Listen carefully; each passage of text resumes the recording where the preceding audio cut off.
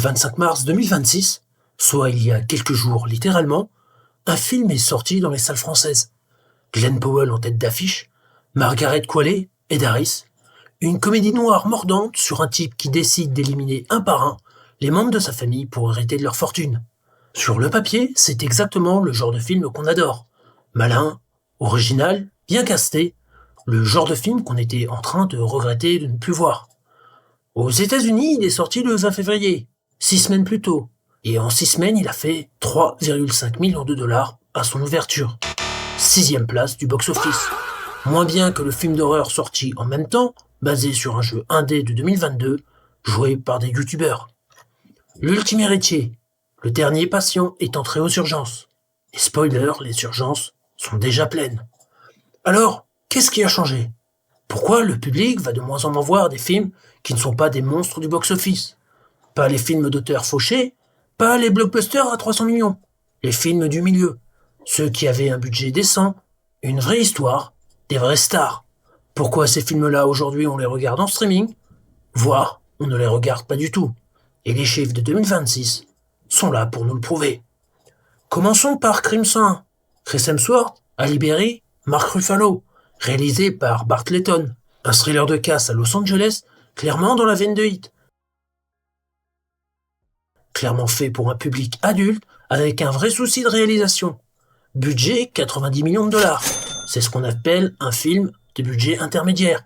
Pas un film de super-héros à 300 millions, pas un film indépendant à 5 millions. Un film du milieu.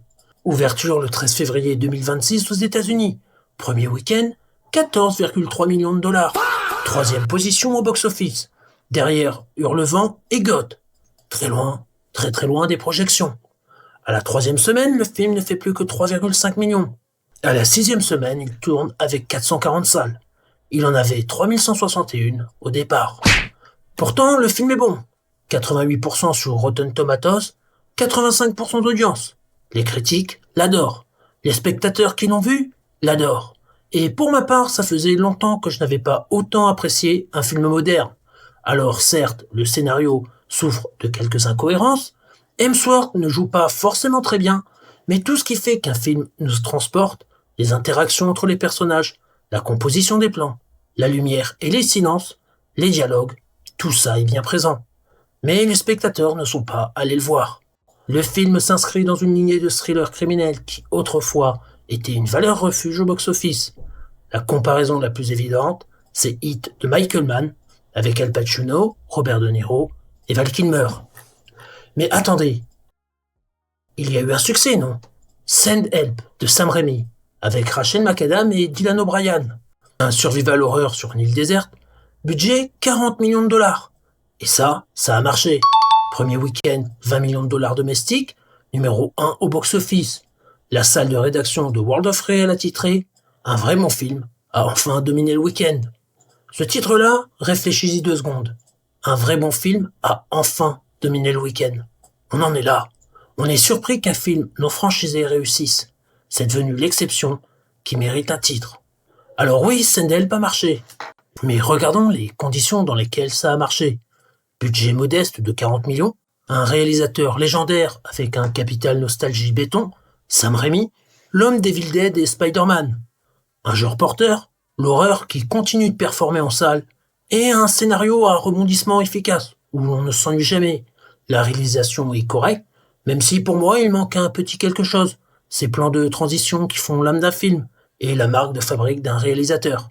Et les personnages manquent de nuances. Mais le film est bon. Réunissez toutes ces conditions et vous faites 93 millions.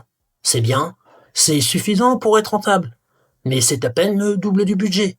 Et même Deadline notait avant sa sortie que ses indicateurs étaient 15% en dessous des normes du genre. Sendel n'est pas la preuve que le nid de budget se porte bien, c'est la preuve que dans des conditions parfaites, il peut survivre. Et puis, il y a l'ultime héritier, sorti récemment en France. John Patton-Ford à la réalisation, son 2e long métrage après Emily, criminel malgré elle, en 2022. Glenn Powell, Margaret Qualley, Ed Harris. Une comédie noire inspirée de Noblesse oblige, le classique britannique de 1949, distribué par A24 aux États-Unis. Le studio indé, le plus cool du moment. Aux États-Unis, la sortie remonte au 20 février. Et le film a démarré en 6e position avec 3,5 millions de dollars. 6e. Pour te donner une idée de ce que ça signifie, Écran Large a écrit que c'était le 2e flop consécutif de Glenn Powell après Running Man d'Edgar White, l'année précédente. Et ils ont révélé quelque chose de particulièrement révélateur. A24 n'a presque pas fait de promo. Pas de campagne massive, juste une bande-annonce balancée sur YouTube. Comme si le studio lui-même ne croyait plus en sa capacité à faire venir les gens en salle. Le film arrive en France. On n'a pas encore les chiffres, mais on a ces chiffres américains. Et ils racontent déjà tout. Pour comprendre ce qui a changé, il faut remonter pas à 2015. On va remonter encore plus loin pour poser le contexte. 1995, Michael Mann sort Heat. Budget 60 millions de dollars. Les deux plus grandes stars de leur génération, Al Pacino et Robert De Niro, en face à face pour la première fois à l'écran. Un film de casse de 2h50. Aucune franchise, aucune IP préexistante. Juste un script original et une mise en scène. Résultat, 187 millions de dollars worldwide, soit 3 fois son budget. Le film est depuis considéré comme l'un des plus grands films de crime de l'histoire du cinéma américain. Il a inspiré des générations de cinéastes et il inspire encore Crime 101 en 2026. Crime 101 en 2026, c'est la même ADN, le même genre, le même type de budget, la même ambition, mais 70,8 millions worldwide contre 187 pour Heat, presque 3 fois moins en valeur comparable. Alors j'affectionne ce genre de film, donc je ne suis pas neutre. Mais si Crime 101 n'est pas au niveau de Heat, il n'en reste pas moins un très bon film du genre, surpassant même certaines productions plus anciennes. Alors, est-ce que le problème ne viendrait pas du spectateur, de celui qui, in fine, décide de ce qui se produit et de ce qui se vend, en allant voir ou ne pas voir ce qui sort en salle?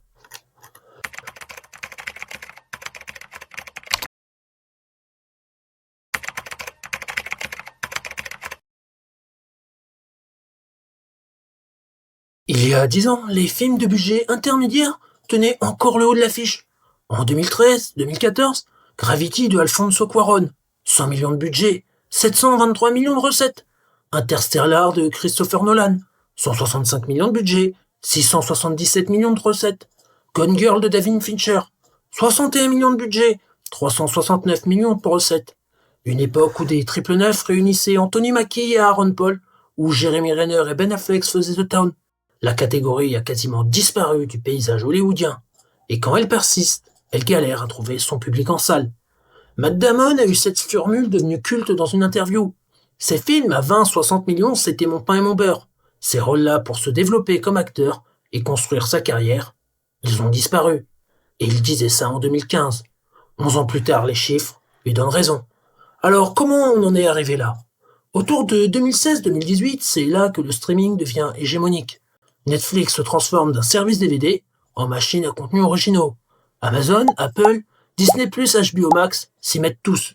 Et soudainement, le public a accès à du contenu de qualité cinéma directement depuis son canapé. Mais consommer un film depuis son canapé, en pouvant arrêter ou zapper à tout moment, a radicalement changé ce qui se consommait. The Rip est sorti en janvier sur Netflix, et le film a été comparé à Crime 101. Mais The Rip, c'est moins subtil, et le film est dirigé tambour battant pour ne pas perdre l'attention du spectateur.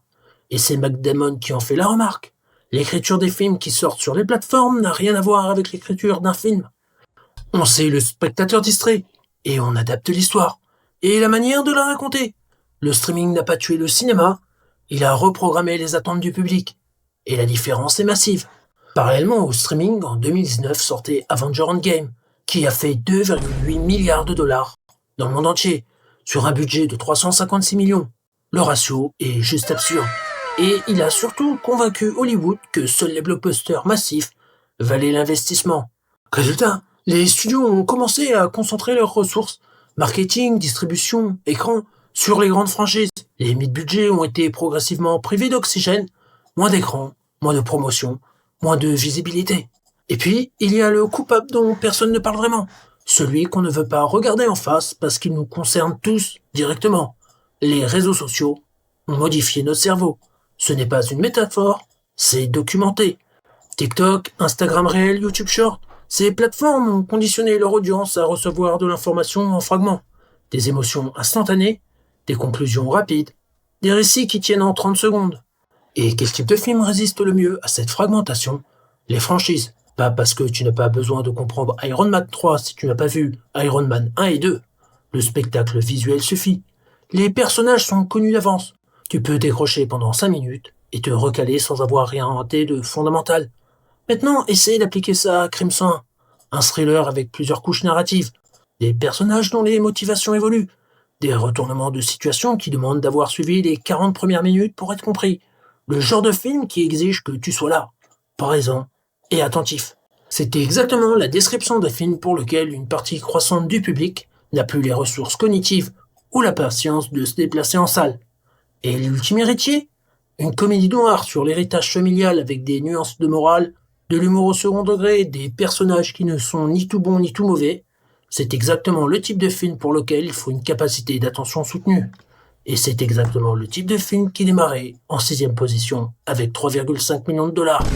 Les histoires pour adultes, les histoires complexes, ambiguës sans happy ending garanti, les histoires des films à la Seven, Fight Club ou Fargo disparaissent des salles. Et ça, on en est un peu responsable.